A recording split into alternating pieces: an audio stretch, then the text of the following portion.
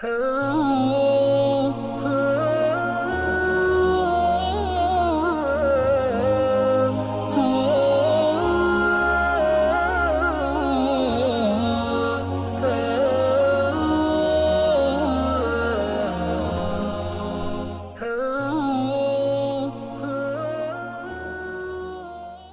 الله الرحمن الرحيم. الحمد لله رب العالمين، والصلاة والسلام على أشرف الأنبياء والمرسلين سيدنا محمد وعلى آله وصحبه أجمعين.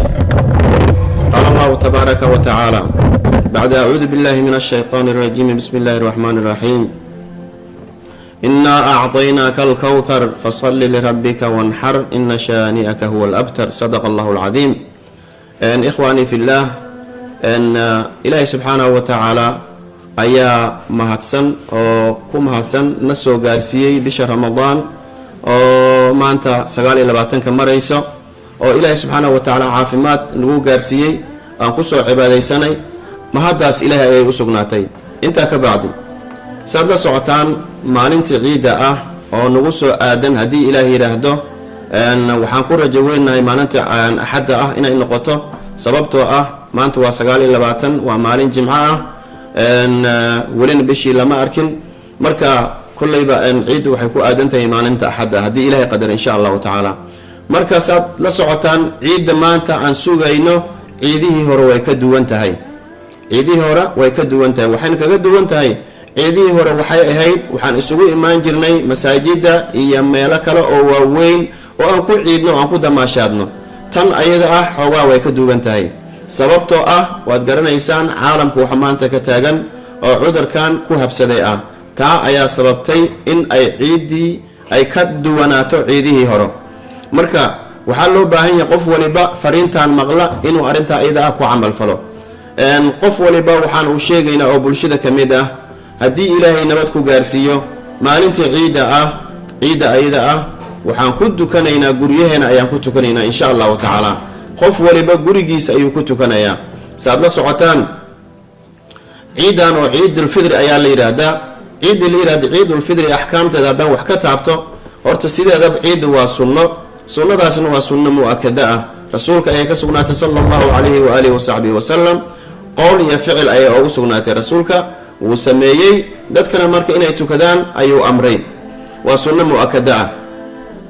midda labaad waxaa loo sunneeyaa salaadan ciida ah jamaaca ayaa loo sunneeyaa munfaridna waa loo sunneeyaa kaligaadana waa tukan kartaa jamaacana waad ku tukan kartaa waxba dhibaato ma laha. gurigaadaad ku tukan kartaa suuqaad ku tukan kartaa meeshii marka ayada ah mawduuc khayraad isugu imaatin ayaad ku tukan kartaa. waxaa kaloo ka mid ah ahkaamteeda salaadan ciida ah waqtiga la tukanaya waxay ka bilaabanaysaa qoraxda markay soo dhalato. maalintii ciida ah qoraxdeeda markay soo dhalato ayuu waqtigeeda bilaabanaya ilaa iyo waqtu zawaal laga gaaro. waqtu zawaal waxa la yiraahdaa xilliga 6 saac iyo meelahaas ay ku eg tahay. 6 saac hadii la gaaro salaada ciida waqtigeeda wuu dhamaaday salaad ciid ama tukun kartid. waxa kamid ah sunnooyinkeeda mahkaamteeda waxa kamid ah qofka oo salaada ciida tukanayo in uu wax cuno ciidan ciidul fitriga ah intuusan salaada aadan ka hor inuu wax cuno ayaa sunno ah. hadii uu heli karo timir uu cuno hadii kale waxyaalo kale oo macaan ah buskud iyo xalwo wixii la mid ah inuu ku afuro si uu ugu dawanaado maalintii oo macnaha ramadaanka uu soomanaa si uu macnaha maalintiisa kale ay ugu dawanaato. maxaa yeelay shalay waxay ahayd ramadaan waad afxirneed maantana waa ciid sidii inaad u afxirnaato looma baahno. marka waxaa loo baahan yahay in aad wax cunto oo aad ku dayanayso rasuulka sallallahu alayhi wa alihi wa sallam. waxaa kamid ah ahkaamteeda qofka salaada ciida tukanayo in uu baxo oo irid uu ka baxo ama wado uu ku baxo waliba wadada uu ku baxay waxa wanaagsan in uu lugeeyo si uu ajarkiisa ugu bato. hadhow markuu soo noqonayana haddana wado kale uu ka soo noqdo taas ayaa macnaha kamid ah sunnooyinkeeda weyn. waxaa kamid ah ahkaamta salaada ciida in la qubaysto. qubays ayaa la sunneeyaa. qubays oo qubayskii macnaha salaada jumcada loo qubaysanayo mid lamid oo kale ah ayaa la sunneeyaa qofka inuu qubaysto. waxaa kaloo la sunneeyaa inuu qofka uu dhar cusuban oo jadiid ah inuu xirto oo aad u quruxsan ayaa sunno ah. waxaa kaloo sunno ah qofka asaga inuu isdhiibiyo maalinta ciida ah oo barafuun iyo catar iyo wuxuu heli karo inuu marsado ayaa ka mid ah sunnooyinka. waxaa ka mid ah in la muujiyo shacaa'irta islaamka in la muujiyo ayaa ka mid ah, ayadoo ilaahay subxaanahu wa tacaala loogu shukrinayo. maxaa yeele ilaahay wuxuu leeyahay lain shakartum la asiidannakum, haddii aad igu shukrisaan nicmooyinka aan idin sii igu shukrisaan waan idin ziyaadina buu le ilaahay subxaanahu wa tacaala. marka waxaan ku shukrinaynaa ilaahaygiina waafajiyey bisha ramadaan ayaan ku shukrinaynaa, ilaahaygiina waafajiyey bisha ramadaan inaan soomno, soomkaana gudanno, maalinta ciidana aan ciidno, allahiina waafajiyey, allahaas ayaan ku shukrinaynaa. marka shukrigaas ayaa loo baahan yahay, ilaahay nicmadiisa lagu shukriyo. waxaa kaloo ka mid ah waxyaalaha loo baahan yahay tawasuc lil ahli wal aqaarib, dadka ahalka ah iyo dadka qaraabada ah in wax la siiyo maalinta ayada ah oo laga farxiyo, sida caruurtaada oo kale aad ka farxiso, ehelkaada qaraabada haddaad wax ku awoodo inaad ayagana ka farxiso ayaa ka mid ah waxyaalaha loo baahan yahay maalinta ayada ah. waxaa ka mid ah salaada ciidda saad la socotaan waa laba ragcadood weeye, oo sida marka salaada jumcada oo kale ah. labada ragcadood way ka duwan tahay salaadaha kale oo kale. waxay leedahay salaada ragcadda ugu horeysa 7 takbiir ayay leedahay, 7 takbiir ayaa la takbiirsanayaa. takbiirtaasoo ka macnaha ka madax bannaan takbiirta oo takbiiratul ixraamka la yidhaahdo.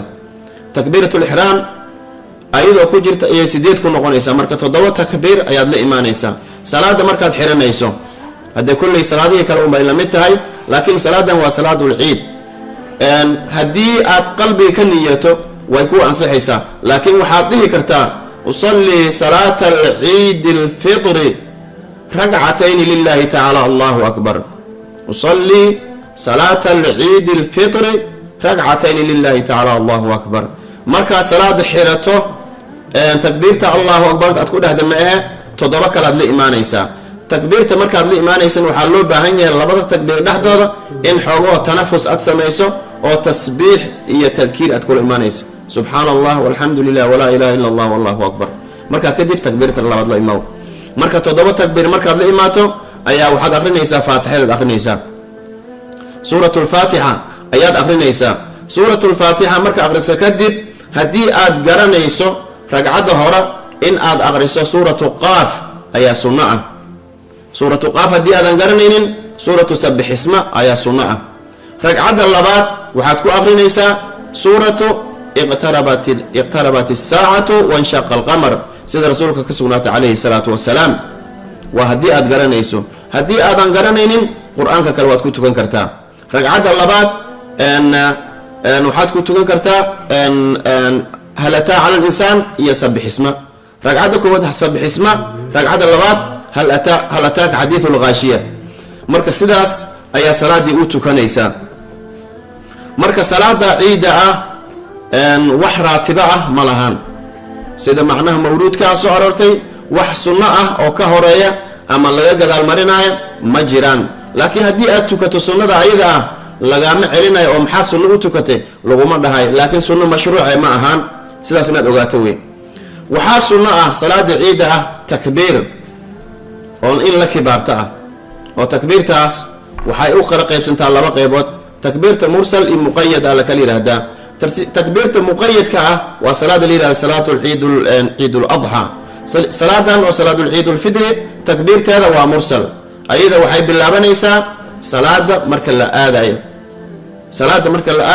ayay bilaabanaysaa oo takbiirsanaysaa, waxayna ku eg tahay markii salaada laga baxo ayay ku eg tahay, kadib waa meeshay ku dhammaatay. waxaa loo baahan yahay sidaasi lamid ah dadka islaamka ah maalinta ciidda inay isu tahniyeeyaan, tahniyad oo ay isu macnaha mahad celiyaan, oo ay isu duceeyaan, duco fara badan isugu duceeyaan ayaa wanaagsan. waxaa wanaagsan maalinta ayada ciidda ah dadka islaamka ah haddii awoodaan dadka walaalahooda ah inay wax ku sadaqaystaan. waa maalin ciid ah, waa maalin farax ah. waxaa loo baahan yahay maalinta ayada ah ilaahay subxaanahu wa tacaala wuu ka abaalmariyaa addoonkiisa addoommada kale ka farxiya. marka saa awgeeda إن شاء الله تعالى أن كد ذلنا ما ننتا عيدا إن أن هدي إلهي سبحانه وتعالى نو قدره أن كفر حين ولا لهنا dad badan ayaa maanta gaajaysan dad badan ayaa dhibaataysan dad badan ayaana haysan waxay ku ciidaan haddii aan awoodno inaan dadkaas ayadana wax gaarsiino aad bay u wanaagsan tahay marka sidaa darteeda waxaa loo baahan yahay maalinta ciidda ah waxaa loo fasaxaa dadka oo sida rasuulka ka sugnaatay sallallahu alayhi wa alihi wasallam dadka inay tamaashaadaan dadka inay macnaha ay sameeyaan macnaha wax la yiraahdo ciyaar iyo wixii la mid ah ciyaartaasoo marka aan ahayn wax munkar keenaya wax shariicada islaamka khilaafsan aanan ahayn marka hadii ay dadka ay sameeyaan waxyaalo oo ay marka farxad gelinayso way u banaantay maalinta ciidda ah waxba dhibaato ma laha laakiin waa inay macnaha salaadii ka tagsinaynin hadii aad ciyaar gasho oo salaadii duhurka ay ka tagto marka ayda wax banaan ma aha hadii aad ciyaar aad gasho oo waxyaalo ilaahay subxaanahu wa ta'ala loogu fogaanayo aad kula imaatana aydan marka looma baahno ayda hal iska ilaaliyo hadii ciyaartii lagu fasaxay ma aha micnaheeda wax kasta sameyn kartaa ma aha marka insha Allah ta'ala waxaa loo baahan yahay dadka islaamka meel kastaba ay joogaan inay isu tahniyeeyaan inay isu marxabeeyaan ayaa loo baahan yahay waxaa sunno ah in marka tahniyada la sameeyay in dadka macnaha ay musaafaxoodaan oo ay xabadka is saaraan laakiin hadda waqtigeeda lama joogo waqtigii xabadka la is saaray hadda lama joogo ودريميسان ميل كستا waxba ka jira salaantii hadda kor la iska salaamo assalaamu alaykum yay hawsha marahaysa marka insha Allah ta'ala ilaahay idin libaano ilaahay idin barakeeyo ilaahay subhanahu wa ta'ala ayaa ku mahadsan na gaarsiiyay bisha ramadaan noo dhameeyay oo maanta 29 ka imarayso maalinta ka dhiman ilaahay subhanahu wa ta'ala inoo dhamaystiro maalinta ciidan ilaahay farxad iyo reyn hanoo gaarsiiyo walaalayaal mar labaad iyo mar saddexaad waxaan idin leeyahay maalinta ciida ah ma jirto meel la isugu imaan jiray